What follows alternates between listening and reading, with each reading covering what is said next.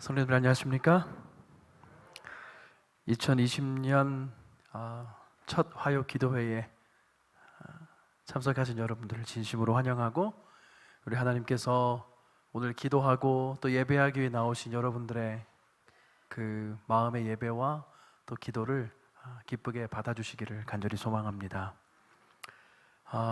오늘 저는 이 시간이 첫 시간 어떤 말씀으로 우리 성도님들과 함께 은혜를 나눌까 고민하다가 기름을 채우라 라고 하는 제목으로 여러분과 함께 이 귀한 시간 말씀을 좀 나누기를 원합니다. 우리 다 함께 하나님의 말씀 마태복음 25장에 있는 말씀을 함께 보겠습니다.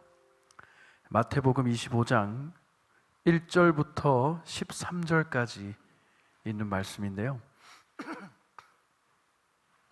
제가 홀수절을 읽고 여러분들이 짝수절을 읽어주시면 감사하겠습니다. 마태복음 25장 1절부터 13절입니다. 그때의 천국은 마치 등을 들고 신랑을 맞으러 나간 열 처녀와 같다 하리니,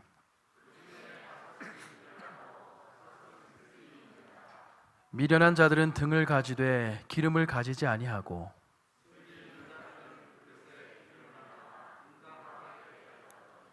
신랑이 더디 오므로 다 졸며 잘세.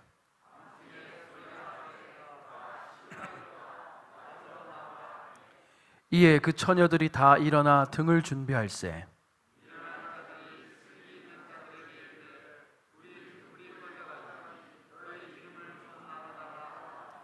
슬기 있는 자들이 대답하여 이르되, 우리와 너희가 쓰기에 다 부족할까 하노니 차라리 파는 자들에게 가서 너희 쓸 것을 사라 하니,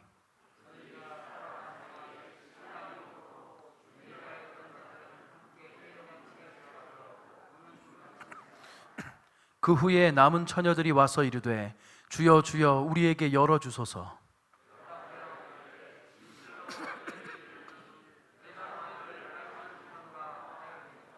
우리 13절 다 함께 읽겠습니다. 그런즉 깨어 있으라, 너희는 그날과 그때를 알지 못하느니라. 아멘. 오늘 이 화요일 시간에 제가 여러분들과 함께 이렇게 기름을 채우라는 제목으로 말씀을 나눌 수 있도록 은혜를 허락하신 우리 하나님께 감사를 드리고, 또 저의 부족한 모습이 아니라 우리 하나님의 사랑과 은혜가 풍성하게 드러나는 그런 시간이 되기를 간절히 기도합니다. 특별히 좀 부탁드리는 것은, 이번 주 동안 우리 담임 목사님께서 청학교회에 사경회로 출장 중이십니다. 매일매일 우리 목사님께서 은혜 충만한 말씀을 잘 전하실 수 있도록 우리 성도님들의 특별한 기도를 함께 부탁을 드립니다.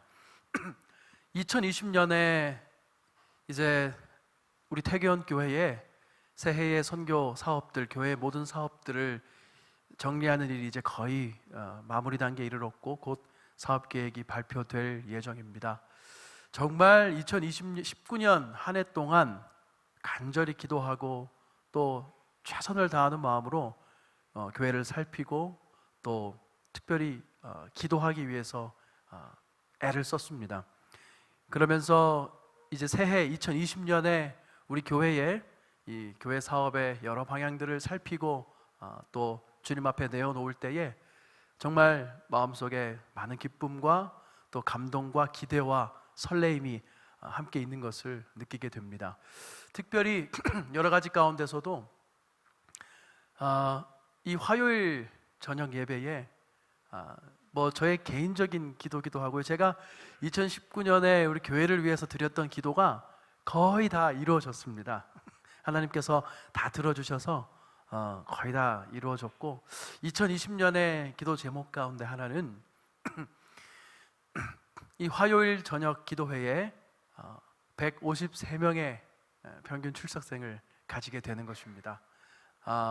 2020년 이 새해 계획을 준비하면서 수치에 대한 부분에 좀 집중하기보다는 가치에 집중하는 그런 기도를 많이 드렸습니다.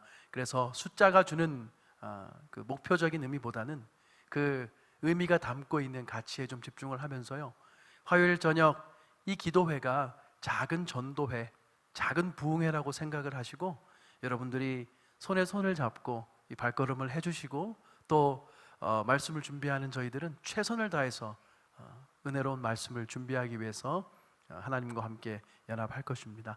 우리 153명의 귀한 영혼들이 이 자리에 참석하는 그날까지 열심히 기도하고 또 말씀을 전하겠습니다. 우리 성도님들의 적극적인 기도와 참여를 부탁드리겠습니다. 재림에 대하여 오늘 저는 이 시간에 특별히 좀 설교하기를 간절히 원하는 마음을 가지게 되었습니다. 많은 설교자들이 재림에 대하여 설교하는 것을 부담스러워할 수 있습니다. 때로는 그 기별이 좀 유행이 지난 것 같은 기별이라는 생각을 들 수도 있고, 때로는 재림의 긴박성을 강조하기에 재림이 너무 지연되고 있다는 생각을 할 수도 있습니다. 혹은 재림에 대한 설교를 할 때에 어찌 보면 그것이 설교자 자신과 성도들에게 부담이 될 수도 있다는 생각을 하기 때문에 재림에 대하여 설교하는 것을 그 경우가 많이 줄어드는 모습을 제가 보게 됩니다. 그러나 저는 2020년 제 마음속에 우리 퇴교원교회에서 저 자신에게 또 우리 성도들에게 예수 그리스도의 재림에 관하여 끊임없이 설교해야 한다는 마음의 감동을 받았습니다. 저는 재림에 대하여, 더 정확히 말하면 예수 그리스도의 다시 오심에 관하여 더 많이 증거하기를 원합니다. 그것이 저의 정체성이고 우리 모두의 정체성입니다. 재림은 우리 모두의 소망입니다. 재림은 우리 모두의 삶의 이유입니다. 예수님의 재림은 우리 모두의 삶의 동기입니다. 예수님의 재림은 우리 모두에게 살아있는 능력이고 죄인에게는 가장 좋은 소식입니다. 예수님이 정말 다시 오시면 좋겠습니다.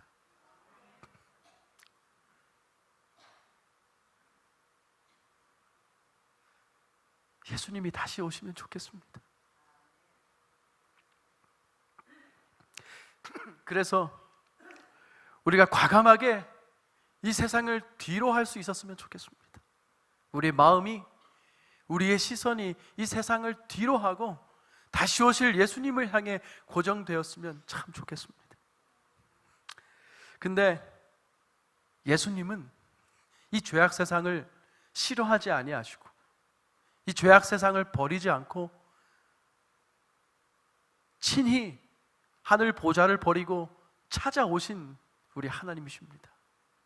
예수님은 2000년 전에 이 땅에 오셔서 우리를 위한 희생 제물이 되셨고 부활 승천하시면서 내가 다시 오겠다고 약속하신 하나님이십니다. 예수님은 이 세상의 죄악을 사랑하신 것이 아니고 이 죄악 세상 가운데 고통받고 있는 저와 여러분을 사랑하시는 것입니다. 그래서 다시 오시겠다고 약속하신 겁니다. 예수님을 사랑할 수 있게 되기를 간절히 바랍니다. 신앙은 때로는 우리가 너무 신앙을 복잡하게 또 교회의 선교 사업을 어렵게 생각할 때가 있는데, 저는 개인적으로 우리가 예수님을 사랑하게 될 때 그 모든 것의 열쇠가 된다는 생각을 하게 되었습니다. 예수님께서 이 마태복음 25장의 열처녀의 비유에 대해서 말씀하시는 그날의 광경으로 좀 이 시간 우리 모두 함께 돌아가 보기를 원합니다. 그날은 예수님에게도 참 고된 하루였습니다. 하루 종일 바리새인들과 사두개인들과 유대 지도자들의 맹렬한 공격에 시달렸습니다. 하루 종일 유대인들과 바리새인들과 서기관들과 지도자들의 맹렬한 공격에 시달릴 대로 시달린 예수님이 고된 하루를 맞춰갈 그 무렵이었어요. 여러분, 오늘 고된 하루 보내셨습니까? 날씨도 쌀쌀하고 감기도 걸리기 쉽고 또 여러 가지로 바쁜 하루를 보내셨을 줄로 압니다. 예수님도 그렇게 고된 하루를 보내시고 감람산으로 제자들 몇몇 데리고 이제 올라가시면서 제자들이 예수님께 물었습니다. 마지막 때에 대하여 제자들이 예수님께 물어올 때에 그때 그날 그 저녁 예수님께서 제자들에게 주신 말씀이 마태복음 24장의 내용입니다. 재림의 때에 관하여 말씀하시면서 많은 사람들이 자신이 그리스도라고 미혹하겠다고 하셨고 난리와 지진과 기근이 있겠다고 말씀하셨습니다.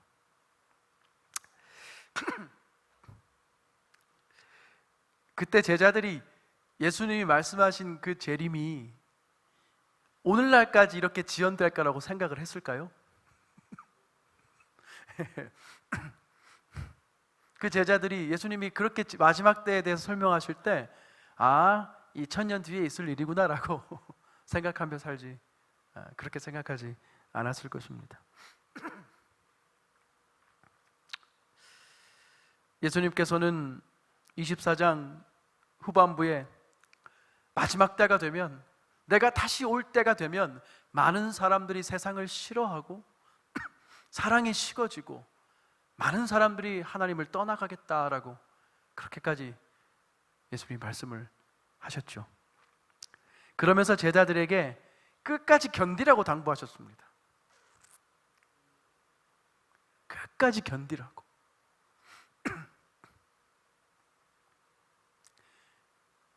끝까지 견디라는 당부는 끝까지 사랑하라는 예수님의 당부였습니다. 재림을 기다리는 일은 끝까지 사랑하는 일인 것 같습니다. 사랑을 멈추고 싶을 때, 도저히 사랑할 힘이 없을 때, 사랑이 아닌 미움을 받고 있을 때에도 끝까지 사랑하는 것,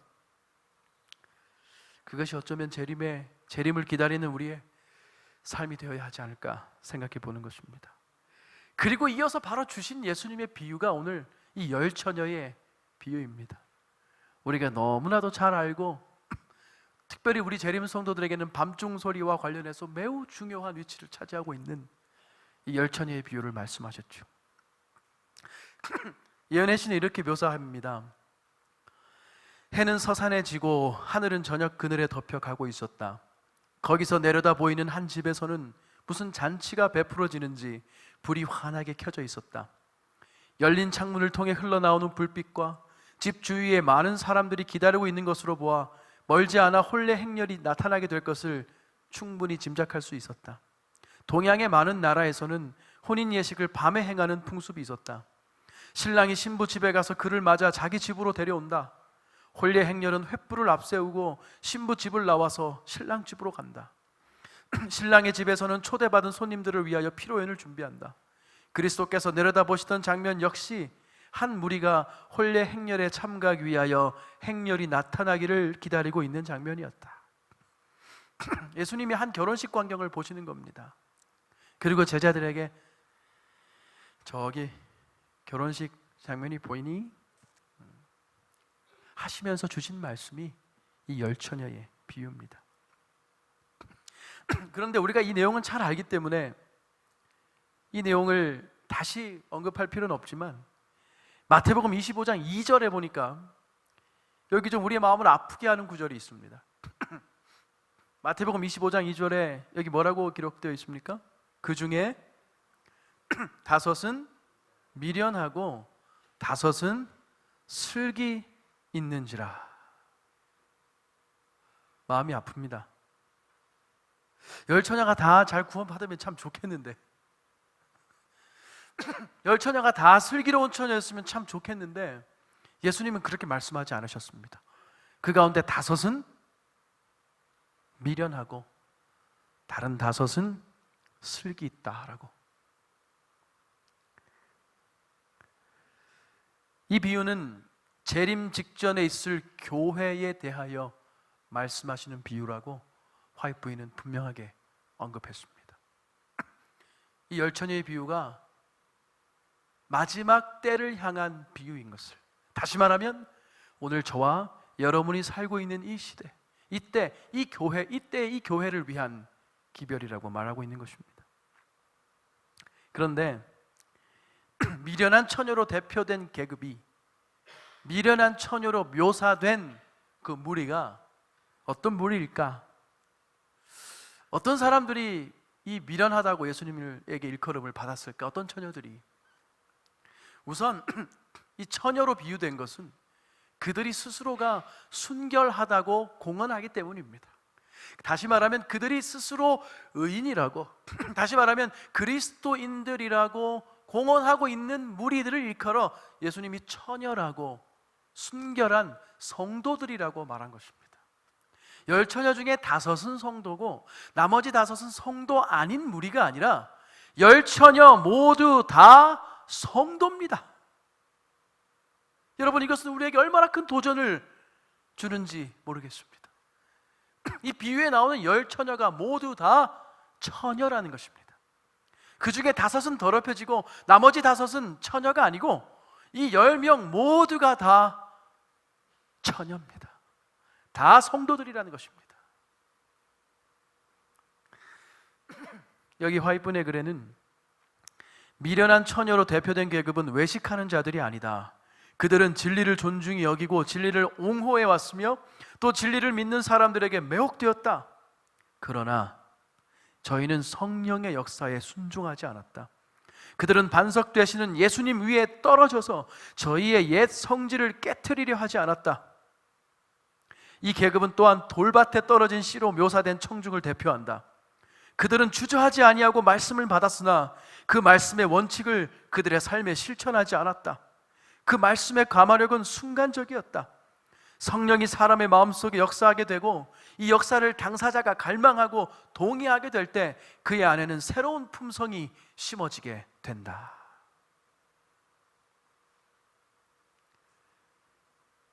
(25장 3절 4절에는) 이렇게 기록합니다.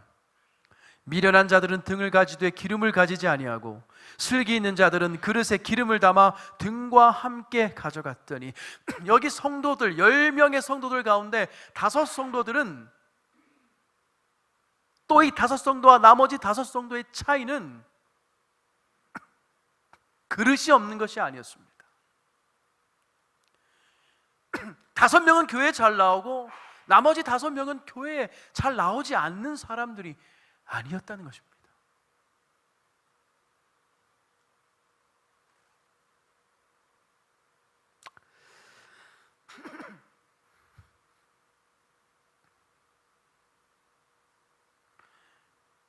등은 모두가 가지고 있었지만 미련한 자들에게는 기름이 없었습니다.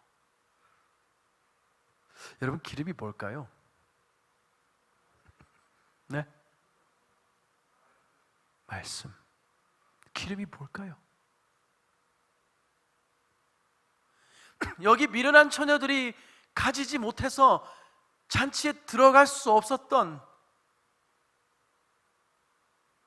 이유가 된 그 기름이 무엇일까? 그 기름이 무엇이기에 그들은 그 기름 때문에 잔치에 들어갈 수가 없었는가?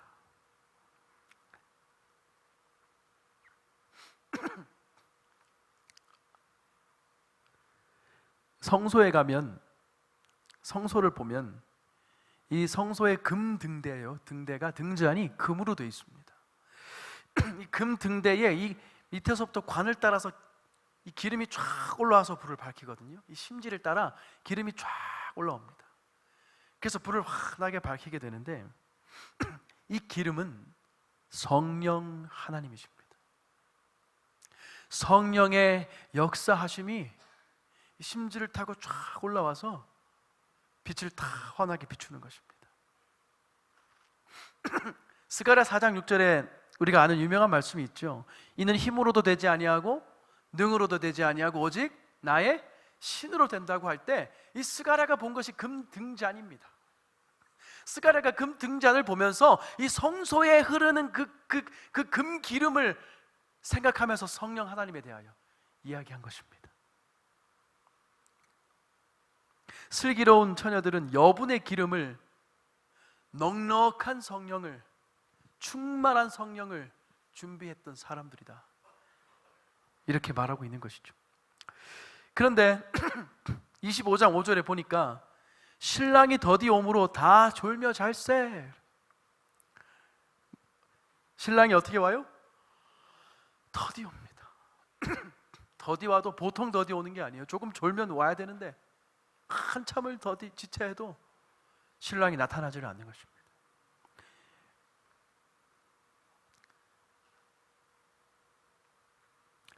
종교개혁이 있은 후에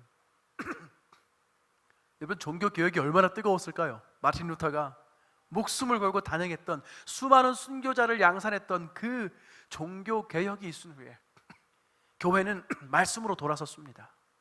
교회는 믿음으로 돌아섰고 은혜로 돌아섰는데, 그 이후에 한 가지 문제가 좀 생겼어요.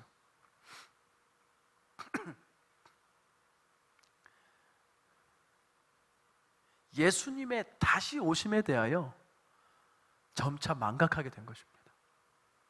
교회가 다시 오시는 예수 그리스도에 대하여 망각하기 시작한 것입니다. 재림에 관한 간절함과 소망이 사라져버린 것입니다. 오늘 당장 우리 주님이 오시기를 원하는 간절한 마음이 사라진 것입니다. 종교개혁 이후에 교회가 그러했다는 것입니다.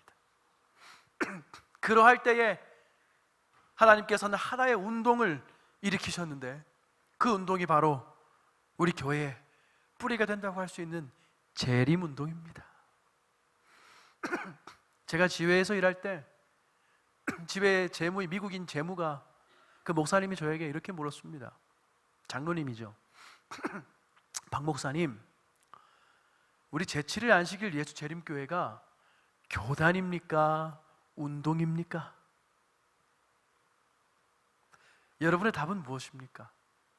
제가 그 이야기를 듣고 한참 교과 공부 시간에 제가 영어반을 가르쳤는데 학생들이 더 훌륭합니다. 제가 가르치는 저보다. 그분이 그렇게 이야기를 할 때 제가 많은 생각을, 그때 제가 인턴 때였는데 했습니다. 제7일 안식일 예수 재림교회가 교단입니까? 운동입니까? 네? 교단입니까? 운동입니까? 그때 그분이 제7일 안식일 예수 재림교회는 운동이다, 하나의 운동이다라고 얘기하는 것을 제가 듣고 많은 생각을 했습니다. 그렇구나, 우리가 하나의 운동이구나. 운동은 움직이는 것이죠. 쉽게 말하면 교단이 되면 교단의 본질이 운동에 있구나는 것입니다. 교단이 잘못됐다는 것이 아니라 그 교단이 생긴 이유와 목적이 운동이라는 것입니다. 우리의 신앙의, 우리의 교회의 본질은 무엇입니까? 재림을 기다리는 우리의 정체성은 어디에 있습니까? 운동입니다. 그것은 교파를 초월한 운동이었고, 민족과 계급, 남녀노소, 빈부에 관계없이 예수님의 재림을 기다리는 간절한 운동이었습니다.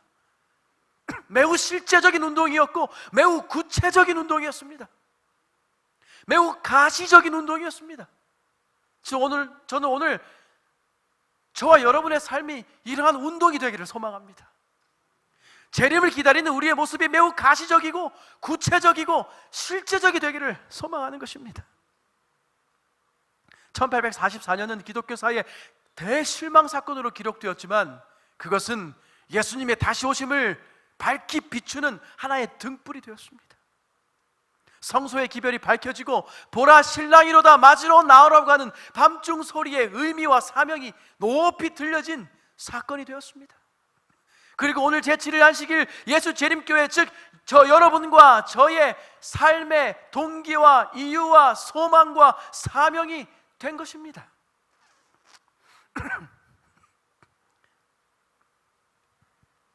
다니엘서와 계시록이 연구되고 성소의 기별이 밝혀지고 예언의 선물을 통해 더욱더 이 진리가 밝히 드러나게 되었습니다. 2300조에 관한 다니엘서와 계시록의 예언이 종말론적인 재림의 날을 정하고 기다리는 종말론적 신앙이 아니라 우리의 삶의 본질을 바꾸는, 우리의 삶의 본질을 다시 오시는 예수님의 재림을 향해 고정시키는 놀라운 신앙의 모습으로 변화시켜주는 축복이 된 것입니다. 마태복음 25장 6절입니다. 밤중에 소리가 나되 보라 신랑이로다 맞으러 나오라 하매.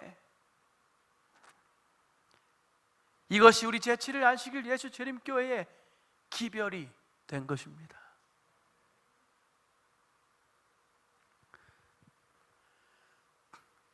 저는 이 기별을 보면서 우리가 채워야 할 기름이 무엇인가를 깊이 고민하게 되었습니다. 우리의 등잔에 채워야 할, 우리의 심령에, 우리의 삶에, 우리의 교회에 채워야 할 이 기름이 무엇인가, 이 성령이 무엇인가를 연구하다가 너무나 명확한 답을 얻게 되었습니다. 여러분, 그 기름은 성령 하나님이신데, 그 기름은 사랑의 금기름입니다.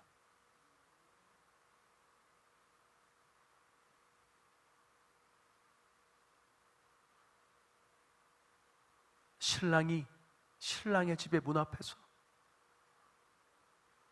미련한 5 처녀들이 문을 두드리면서 들어가려 해도 들어갈 수 없었던 이유가 사랑의 금기름이 없었기 때문이라는 것입니다.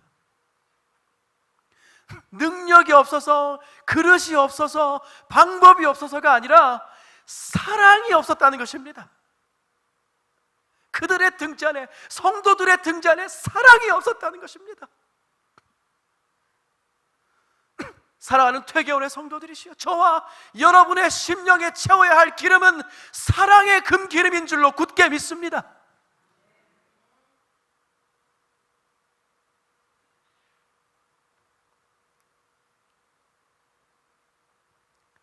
그러나 비유 가운데 나타나는 일들을 오늘날에도 볼 때 기다리는 시간에 우리의 마음은 시험을 받는다. 보라 신랑이로다 맞으러 나오라고 부르짖을 때 준비되지 못한 사람이 많을 것이다. 그들은 등은 가졌으나 기름 그릇에 기름을 갖고 있지 않다. 그들은 성령이 결핍되어 있다. 마태복음 5장 3절에는 심령이 가난한 자는 복이 있나니 천국이 그들의 것임이라. 예수님이 다시 오실 때 우리와 함께 갈 그 나라가 심령이 가난한 자들의 것이라고 말하고 있습니다.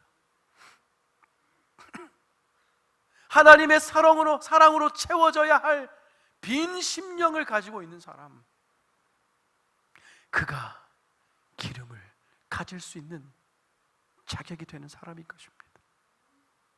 그 빈 심령 위에 사랑의 금기름인 성령이 부어지는 것입니다. 그것은 내가 먼저 가난한 한 영혼이 되어서 구원받는 경험을 하는 것입니다. 그것이 우리가 신앙생활 하는 이유입니다.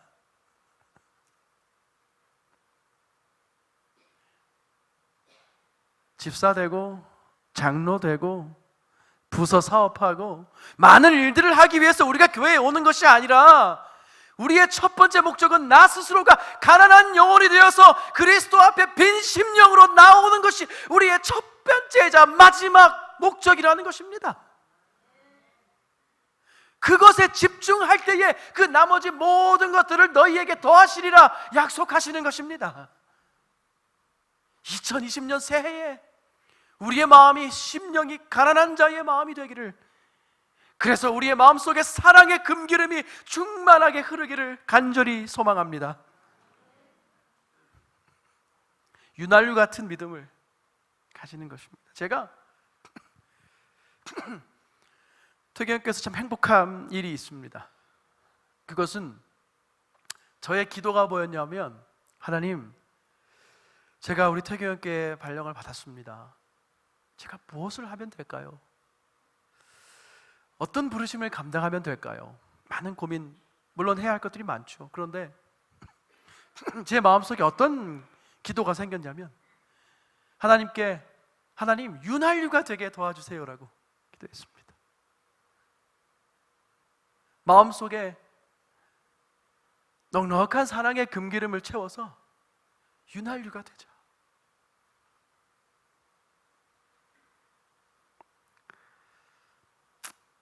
늘 부족함을 느끼지만 여전히 그것이 저의 기도입니다. 연결하는 다리가 되는 것입니다. 충격을 습수하는 스펀지가 되는 것입니다. 덜컹거리는 이 죄악의 기차를 타고 갈 때 다 분리되어진 이 기차의 칸칸들을 연결하는 다리가 되고, 덜컹덜컹 흔들리는 이 기차의 충격을 흡수하는 스펀지가 되기를 기도하는 것입니다.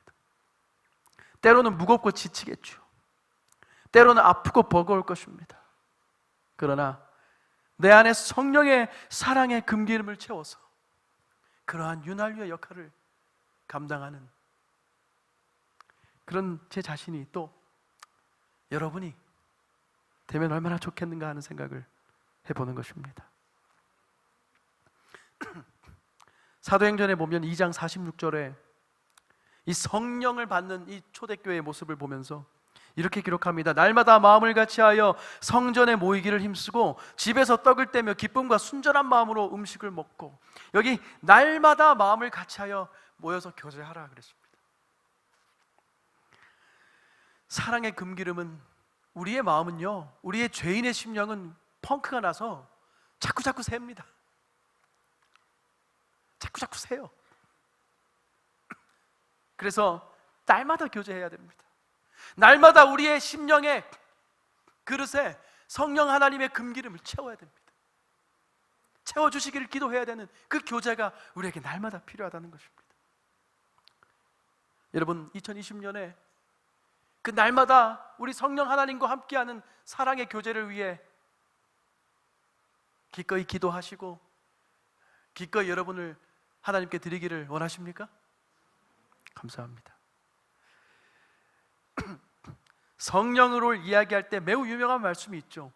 사도행전 1장 8절입니다. 다 외우실 분들도 계실 텐데 한번 읽으면 참 좋겠습니다. 사도행전 1장 8절 우리 함께 찾아서 좀 보겠습니다. 다 함께 읽을까요? 시작. 오직 성령이 너희에게 임하시면 너희가 권능을 받고 예루살렘과 온 유대와 사마리아와 땅 끝까지 이르러 내 증인이 되리라 하시니라. 아멘. 제가 이 말씀을 너무나 좋아하는데 이 첫 절은 뭐냐면, 오직 무엇이 너희에게 임하시면, 성령이 너희에게 임하시면인데 그 다음이 뭐냐면 너희가 뭘 받아요? 권능, 능력을 받아서 예루살렘과 온 유대와 사마리아와 땅 끝까지 이르러 내 증인이 되리라. 여기에 놀라운 성령의 사람 또 선교의 원칙이 들어있는데 여기 순서가 있어요. 어디부터 시작합니까? 권능을 받은 다음에 어디부터 복음이 시작됩니까? 예루살렘입니다. 아멘. 화요일, 금요일, 안식일이면 어디부터 복음이 시작될까요? 물론 안식일입니다마는 가장 작은 원, 이 화요 기도회부터 시작되어야 하는 것입니다. 저는 그것을 위해 간절히 기도합니다. 2020년 태교원교회의 화요 기도회가 부흥하기를 기도하고 소망합니다. 여러분과 이 자리에 계신 여러분과 저의 마음속에 사랑의 금기름이 충만하게 되기를 기도하는 것입니다. 예루살렘부터 사랑해야 합니다. 어떤 사람은 온 유대만 먼저 사랑합니다. 건너뛰어요. 어떤 사람은 또 사마리아의 모든 신경이 가 있습니다. 어떤 분들은 땅끝부터 시작합니다. 그러나 오늘 성경은 우리에게 놀라운 진리를 알려주고 있습니다. 예루살렘과 온 유대와 사마리아와 땅끝 순입니다. 가까운 곳부터 사랑해야 합니다. 내 옆에 있는 성도, 내 옆에 있는 가족, 가까운 내 교회, 가까운 곳부터 사랑의 금기름으로 적셔져야 하는 줄 믿습니다. 제자들 스스로가 아주 잘 준비되어서 이 복음의 놀라운 역사를 이루었던 것은 아닙니다. 그들 자신이 무슨 대단한 능력이 있어서 그것을 한 것은 아닙니다. 그러나 그들의 마음이 사랑의 금기름에 충만히 적셔졌을 때 그들은 밝게 빛나는 그리스도의 등불들이 된 것입니다.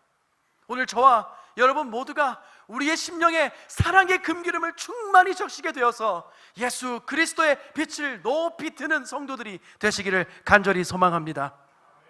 우리는 축복의 시대를 살아가고 있습니다. 도전의 시대이면서 축복의 시대입니다. 재림의 징조가 충만한 시대에 살고 있기 때문입니다. 지금은 밤입니다. 사단은 우리가 깨어있지 못하도록 끊임없이 우리를 공격하고 또 우리의 등잔에 기름이 없도록 하기 위해서 끊임없이 우리를 유혹할 것입니다. 사랑하는 퇴계원의 믿음의 용사들이시여, 우리의 삶 가운데 사랑의 성령의 금기름이 충만하게 임하게 되시기를 간절히 소망합니다. 마지막 화이트부인의 글을 읽고 저는 말씀을 드리려고 합니다. 사람으로 하여금 빛을 남에게 나누어 줄 수 있게 하는 것은 곧 끊임없이 사람에게 나누어 주시는 하나님의 사랑이다. 믿음으로 말미암아 하나님과 연합된 모든 사람 속에는 사랑의 금기름이 값없이 부어져서 그 사랑의 빛이 선행과 하나님을 위한 진실하고 참된 봉사를 통해서 반사되게 된다. 아멘. 여러분, 우리의 심령 가운데 사랑의 금기름을 가득 채우기를 원하십니까? 오늘 함께 기도하실 때에 우리 하나님께서 우리 모두의 심령에 모든 것을 불사르고 새롭게 할 수 있는 성령 하나님의 사랑의 금기름을 부어 주시기를 간절히 바라면서 오늘 말씀을 줄이겠습니다.